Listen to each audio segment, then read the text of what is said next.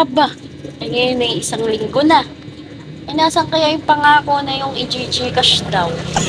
Ay, naglimot-limutan na naman itong babaeng ito ah. Akin nang ma-chat ah. Baka gusto man lang.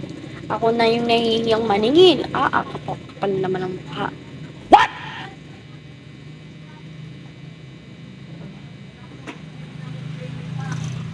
Ay naman. Di man lang ako maisip. Talaga namang matawagan nga.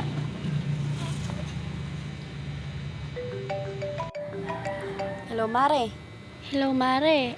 Kamusta na yung ano pala ah? Yung sabi mo isi-send mo yung Gcash. Yung bayad mo nung nakaraang linggo. Ay, oo nga pala, Honey Mare. Ay, pasensya na at nakalimutan ko. Ay, sa susunod na lang ulit na linggo. Ay wala na naman.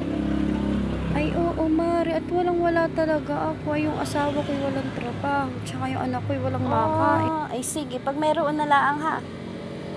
Ay, sige. Pasensya na, ha. Ano ng buhay ito? Pagsisingilin.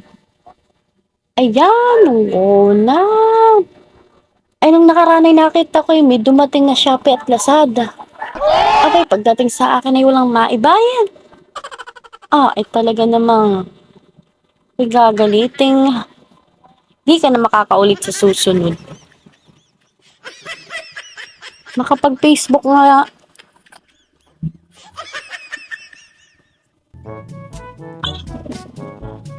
Sabi daw ay walang pera. Inaki na may siyay sayang sayahan eh. Ganito bagang walang pera? Nakakapag-outing? Sana all. Abay, nako. Sabihin walang pera, tingnan mo't outing ng outing. Abay, katarisokhan.